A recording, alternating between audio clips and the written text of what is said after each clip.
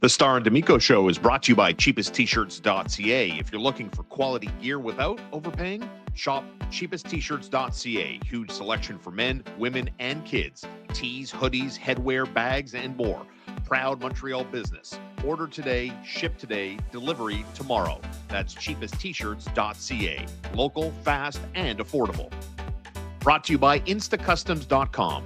Do you need custom gear from a local Montreal business? Instacustoms.com has you covered. Custom shirts, hoodies, hats, and more made your way. Fast turnaround, great quality, and proudly Montreal-based. Check out instacustoms.com.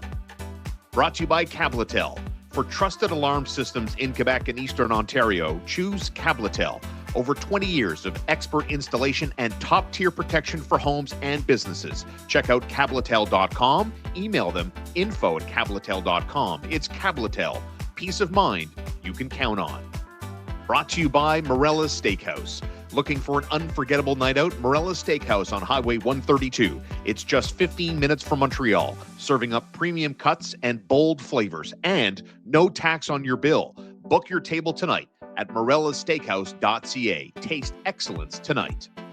Brought to you by Little Bear. Give your pet the best with Little Bear Pet Supply. It's a proudly family-owned business here in Montreal for over 30 years. Chuck, Evie, and their all-star staff have you taken care of with all the top brands at the best prices, and they really care for your pets. Shop online at littlebearonline.com or visit them on St. Catherine across from Westmount Square. It's Little Bear Pet Supply. Brought to you by McLean's Pub.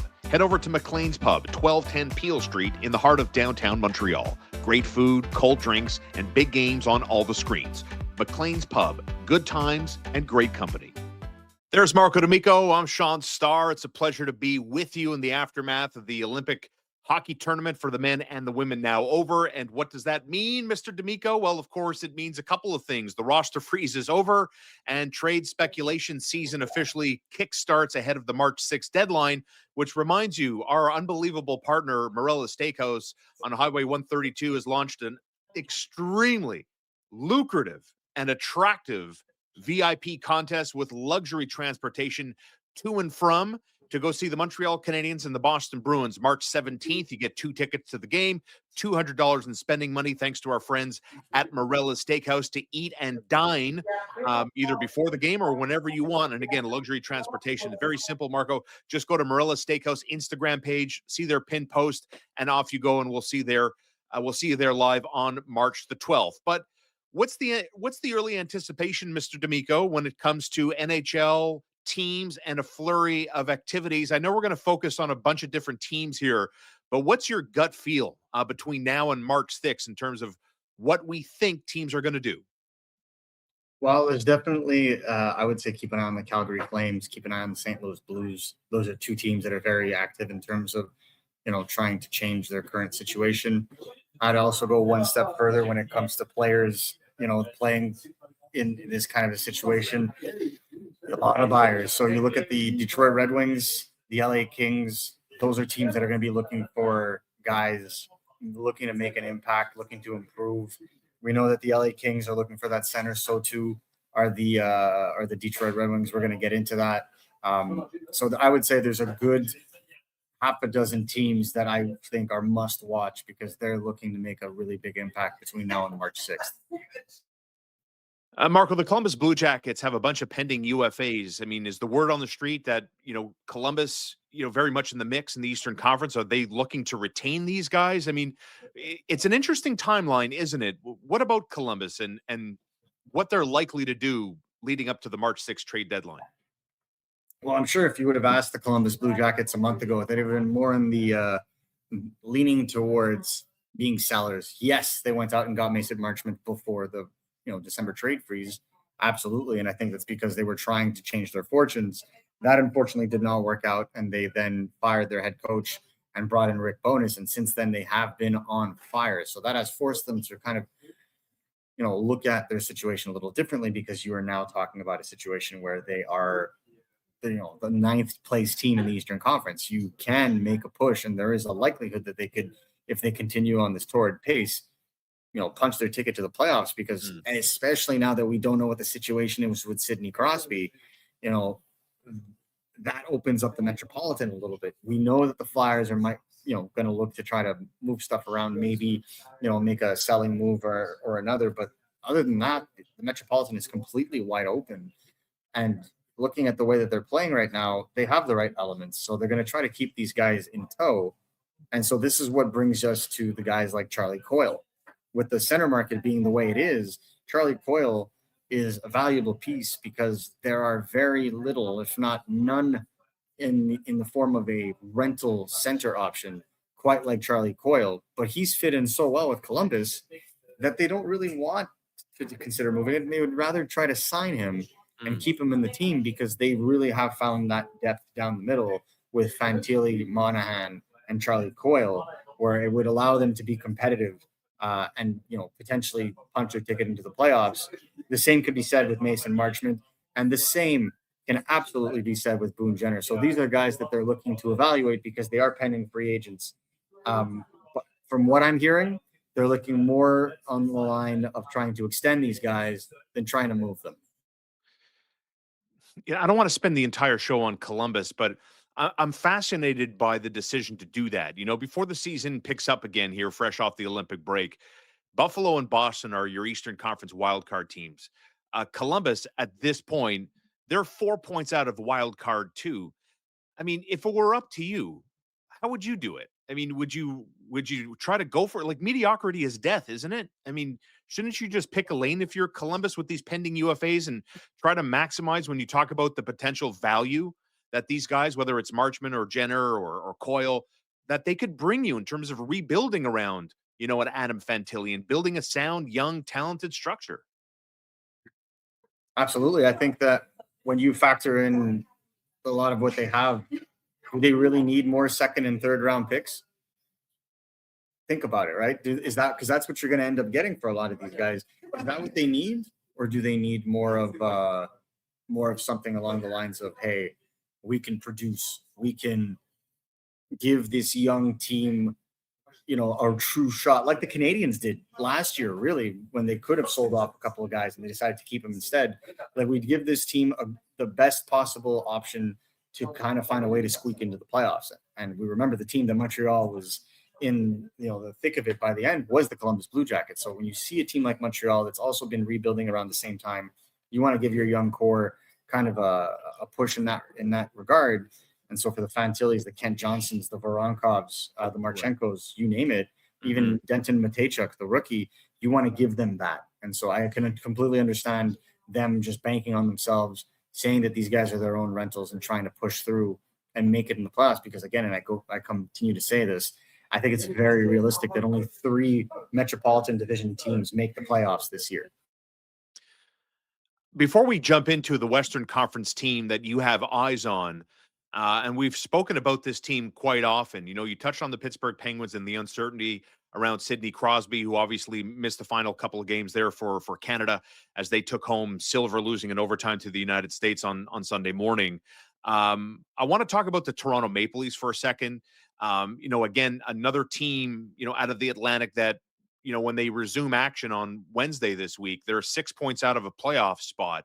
Lots of talk, Marco, around the Bobby McCanns and the Scott Laughtons. What path are the Maple Leafs likely to travel down between now and March the 6th? Well, they definitely, I think, would like to maximize on the value of Bobby McMahon. I think you look at the way he plays, his profile, he's due for a very nice raise, a raise that maybe Toronto feels would interrupt or at least discombobulate their current fiscal structure. And I think that's understandable when you look at the way that McMahon is playing right now. I think he's a $4 to $5 million player. Is that too expensive for him in Toronto? I probably. And we know that Toronto is looking for a first round pick or a first round pick in value for McMahon to really kind of just maximize his value there and really kind of turn around and either use that first round pick to add to their core or try to use that first round pick to bring in another prospect, because the Maple Leafs, especially after their trade deadline last year, have done a pretty solid job of emptying the cupboards. Not much to show for that other than Ben Danford and some of the other prospects that they have coming up outside of the NHL, because obviously they do have young players on their roster in Nick Robertson and other that they have done a really good job, and obviously Easton Cowan being the best of them all. Those are the elements that they have. I don't think they're going to try to move those. In fact, I think they try to add to that. And you have to factor in they don't have a first round pick. Exactly. How important is that though? I mean, is that a priority? I mean, again, looking at a team that needs help, they need teams in front of them to lose in batches. They need to win in batches in order to, Mhm. recover some of that lost ground throughout the course of the season before the Olympic break. I mean, in my eyes, you look at the fact that Mitch Marner now plays for Vegas, and Austin Matthews and William Nylander in a wife beater flipping off the media from a press box. I mean, lots of drama around the Toronto Maple Leafs. I wonder if the priority should not be an attempt to start to, again, Marcos, stock those cupboards.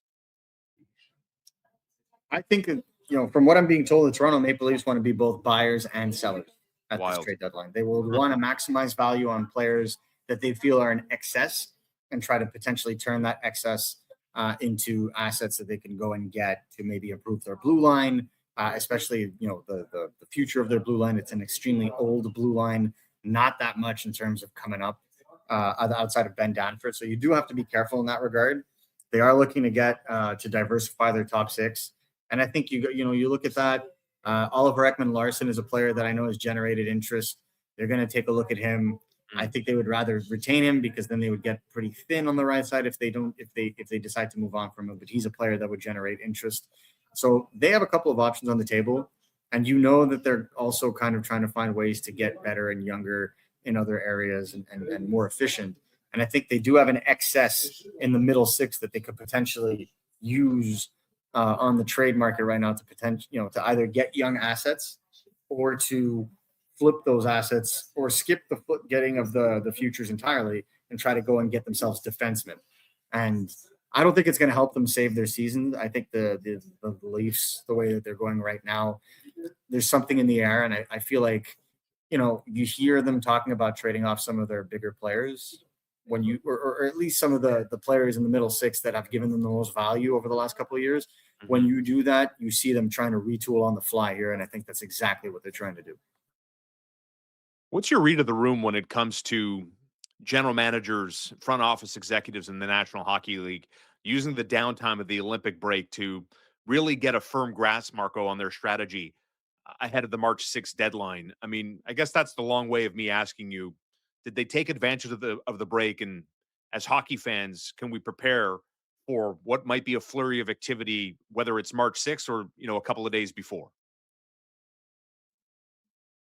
I think you have to be careful in regards to the expectation. I think in the first week, general managers basically took it off. That's the impression I got because whenever I would try to pull what was going on, very little. Obviously, there are things that happened in the Olympics that jump-started conversations. The Fiala injury definitely does not help the LA Kings, and they're obviously going to be looking to replace the void, on top of their search for a second line center. So some of that kind of spurred conversation. It's definitely picked up of late. Teams are talking, checking up on stuff.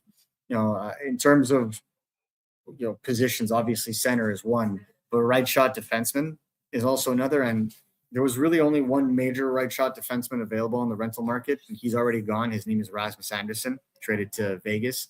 So I think you're going to see more hockey trades in this regard. And so that's where the names of Justin Falk, Rasmus Ristolainen are the two names we're hearing the most in terms of right shot defensemen that could be moved. So you look at teams like the Boston Bruins, you look at teams like the Detroit Red Wings. Those are teams that are looking for right shot defensemen. They're looking to improve in that regard. And then in the Western Conference, same concept. There are a couple of teams that are looking to definitely get a little bit sturdier on the right side. Vegas has already done that. Will we see a team like, for example, the Dallas Stars do that? The Dallas Stars were interested in Rasmus Anderson, wanted to improve the right side, are currently playing lefty Miro Heiskanen on the right because they have an overabundance of left shot defensemen. So I would not be surprised to see Dallas continuing on that front. So let's keep it to the West. I mean, Marco, it's been an ongoing conversation with the Calgary Flames. Nazem Kadri, Blake Coleman, speculation, rumors, who's in, who's out, who's in, who's out. How likely is it, based on what you're hearing, that the Calgary Flames move both, move one, move none, leading up to March 6th? I think Blake Coleman is as good as traded. My two Back cents. to Tampa I Bay? think. Well, Tampa Bay could be an option. His wife lives in the Dallas area. Dallas is definitely an option. Looking to get that kind of player would make sense. So I don't necessarily think that that's out of the question. There are a few teams that would be interested in a guy like Blake Coleman. And again, the championship pedigree. Obviously, if the Flames are willing to retain on his contract, that improves the kind of offer you're getting because he does have a year after this one.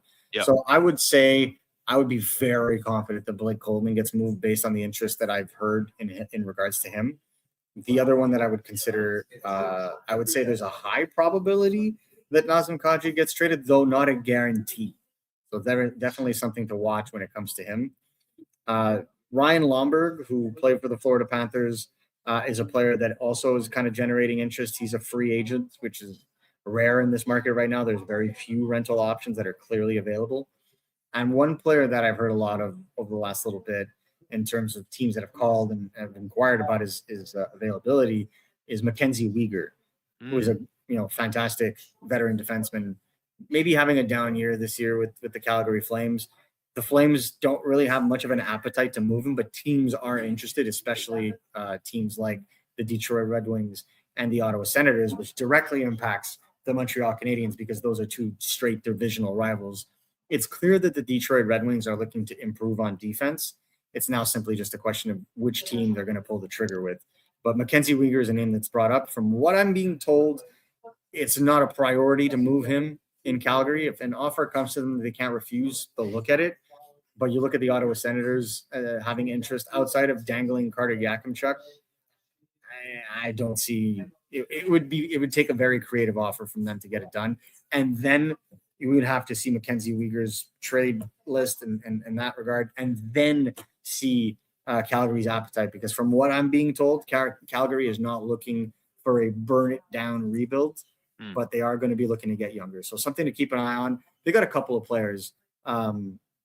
At least 4 that are generating interest on the trade market. Now it's just a question of what are they comfortable doing and who are they comfortable moving. We covered our bases in the Eastern Conference on teams, on the cusp of a playoff race. We talked about the Fiala injury with the LA Kings, Blake Coleman, Nazem Kadri. What's up with Calgary? What are they likely to do here as Hank makes his first appearance on the show today? Always good to see the official mascot of the Star and D'Amico show. There he is. He's my man. He's a good boy. Looking forward to the first, by the way, Matteo Dante D'Amico and his first appearance on the stream. Proud papa right there, Marco D'Amico. Congrats again to he and his wife and the entire family on the birth of their son. And staying in the West, Seattle Kraken, sleeper team. We've heard Shane Wright's name before, but what about them, Marco, as a team to watch and what they're likely to do? Maybe get wild and crazy between now and March 6th. You call him crazy. You're crazy. Yeah, Seattle's crazy. We'll see. I hope Seattle does something crazy. I mean, look, I think Seattle as a franchise, Jason Botterill coming in, I think they've realized they're a very low-scoring team. They've drafted some really good playmaking forwards up there, Berkeley Cotton, Shane Wright. Most recently, Jake O'Brien. They've got some good shooters in there. Jagger Furcus is a player I appreciate very much. Yanni Neiman is a fantastic player as well, and I really do like the heaviness of his shot. But you're missing that franchise-defining player. I think that's what they've realized. And I think in regards to that, that's why they're willing to dangle a Shane Wright. That's why they're having serious conversations with pending free agents like McCann. Jared McCann is definitely a player that will generate interest if made available, but you have to look at it from their end. How do you replace a player like that? So he's definitely someone you have to factor in. You definitely have to factor in Jordan Eberle, Jaden Schwartz. Those are also pending free agents. So there's a lot of turnover that could potentially be happening. So if you feel like you're missing that element and you have the young centers coming up, that's exactly where they're at. They've been in conversation with teams looking to get, that are willing to dangle and make a hockey trade.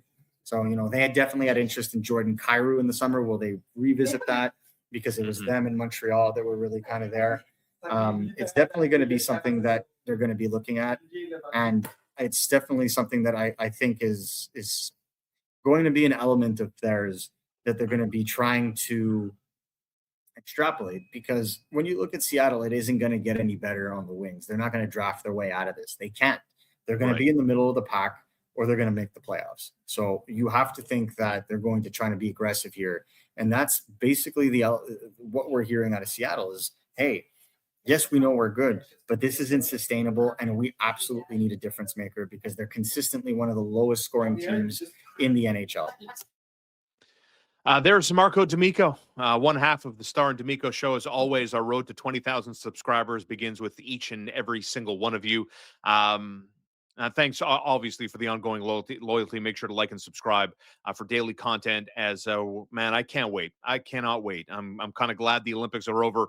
I'm ready for the NHL season to resume and ready for the final push of the 25 games for the Montreal Canadiens. All right, Marco, back to business. Thanks as always, brother. We'll catch you later in the week. Always a pleasure, man. Have a good one.